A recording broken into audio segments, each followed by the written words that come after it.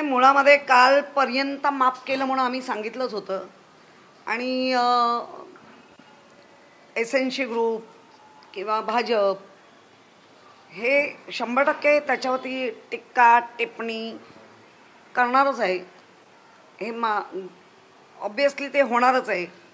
त्याच्यामुळे फार त्याच्याकडे बघून आपल्या कामाचं नको तिकडे वेळ घालवण्यापेक्षा कामात आणि आमच्या सैनिकांबरोबर जास्त वेळ देणं आम्हाला इंटरेस्ट आहे. आशिष शेलारांनी असं म्हटलंय की पहलगाममध्ये दहशतवाद्यांनी धर्म विचारून मारलं आणि इथे भाषा विचारून मारलं जात आहे. एक प्रकारे दहशतवाद्यांचीच तुलना केली गेलेली आहे. मुळात आशिष शेलार हे आमदार आहेत, पक्षामध्ये फार मोठं स्थान आहे त्यांचं. पहलगामचे जे मारले धर्म विचारून ते गाडले गेले की स्वर्गात गेले ह्याचं तर पहिलं उत्तर द्या. लोक त्याची अपेक्षा करतायत, ते अपेक्षित आहे. त्याचं उत्तर तुमच्याकडे तेव्हाही नव्हतं, आत्ताही नाही आणि पुढेही नसेल. कुठे गेले? पाताळात गाडले गेले की स्वर्गात पाठवले गेले? कुठेही नाही. त्या झाल्यानंतर बिनबोभाट त्या असलेल्या आजूबाजूच्या परिसरातच असू शकतात. कारण नंतर तुम्ही एवढी टाईट सिक्युरिटी लावल्यानंतरही जर पळून गेलेत तर पहलगामचे मारेकरी दहशतवादी तुमचे कोण होते का? कसे गेले पळून? शिंदेचे मंत्री प्रताप जाधव यांनी असं म्हटलंय की मुंबई गुजरातची राजधानी होती. एक वादग्रस्त विधान त्यांनी परत केलेलं आहे. मग आम्ही तेच तर सांगतोय ना की मोरारजी देसाईंपासूनचं मुंबई ही गुजरातची राजधानी करून मुंबईला वेगळं करायचं म्हणून तर लढे दिले गेले. लढ्यामध्ये यशस्वी झाले आणि महाराष्ट्राला मुंबई मिळाली. ही तेव्हापासूनची जी स्वप्न आहेत ती आता या बाडग्यांच्या रूपाने ती स्वप्न पूर्ण करण्याचा डाव हे ते खेळत आहेत. म्हणतायत की मराठी लोक जर मुंबईत राहणाऱ्या परप्रांतीयांना मराठी येत नाही तर तुम्ही मारहाण करणार आहात का, असा संतप्त सवाल त्यांनी केलाय. अबू आझमींना पण सांगते की तुम्ही चांगलं मराठी बोलता आणि इथे कोणालाही मारहाणी करायची नाहीये. दोन्ही नेत्यांनी नीट व्यवस्थित काल कार्यकर्त्यांना समजवलंय. पण जाणून बुजून आता तो कोणतरी यादव आलाय, नंतर केडिया आलंय, ते कशासाठी करतात? मग काय ह्यांच्यासमोर काय हात जोडायचे का? कारण नसताना जर फालतू उडी घेत असतील.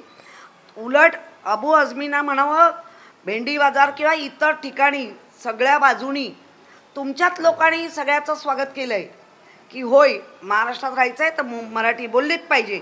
हे जर ते स्वागत करू शकतात तर तुम्ही कटलं नको ते राजकारण करता. पप्पू यादव असंच म्हणतायत की राज ठाकरेंना मी धडा शिकवेन. कोण पप्पू यादव?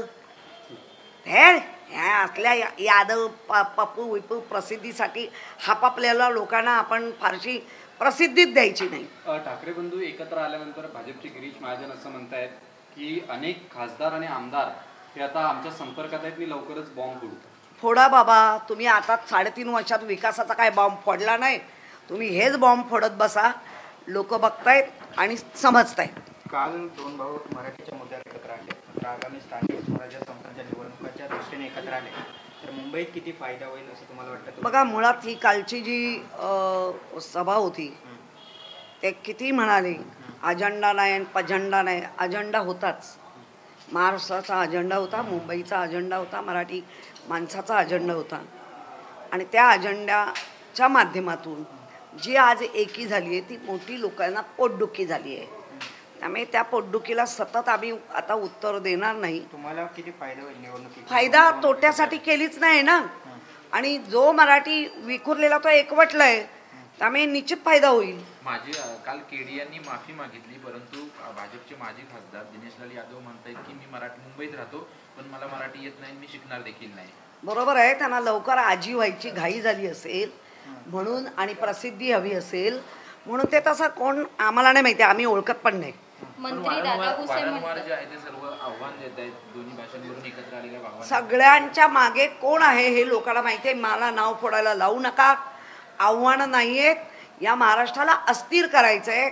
या महाराष्ट्राला एका वेगळ्याच विचारांमध्ये गुंतवून ठेवायचं आहे आणि हवी ती पोळी भाजून घ्यायची. मुख्यमंत्र्यांनी दोन्ही भाऊ एकत्र आले म्हणून मुख्यमंत्र्यांचे दोन्ही भावांनी आभार मानले, परंतु मुख्यमंत्री म्हणतात की बाळासाहेबांचे आशीर्वाद मला मिळणार आहे. नक्कीच मिळतील, खरंच मिळतील. आशिष शेलार असं म्हणतायत की पहलगाममध्ये झालं.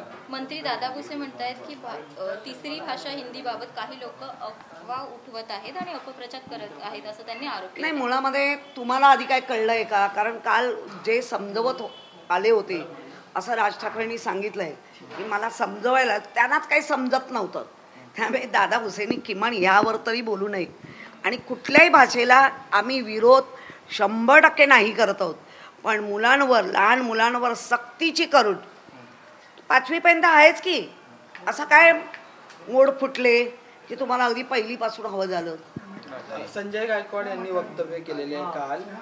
त्यांनी म्हटलंय की संभाजी महाराजांची, शिवाजी महाराजांची 16 भाषा शिकले, पण ते काय मूर्ख आहेत का, असं एकंदरीत वक्तव्य केलेलं आहे. नाही, मूर्ख त्यांना म्हणणंच चूक आहे, हेच मूर्ख आहेत.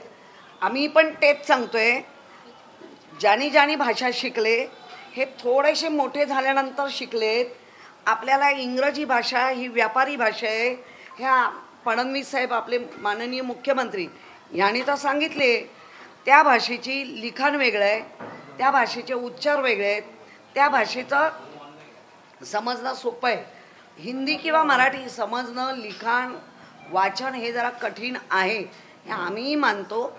आणि म्हणून आम्हाला एवढंच परत परत सुचवायचं आहे, ह्याच्यावर तुम्ही राजकारण करताय. आम्ही कुठल्याही भाषेचा अनादर केला नाही, पण सक्ती नाही करायची आणि 1ली ते 4थी तर नाहीच नाही.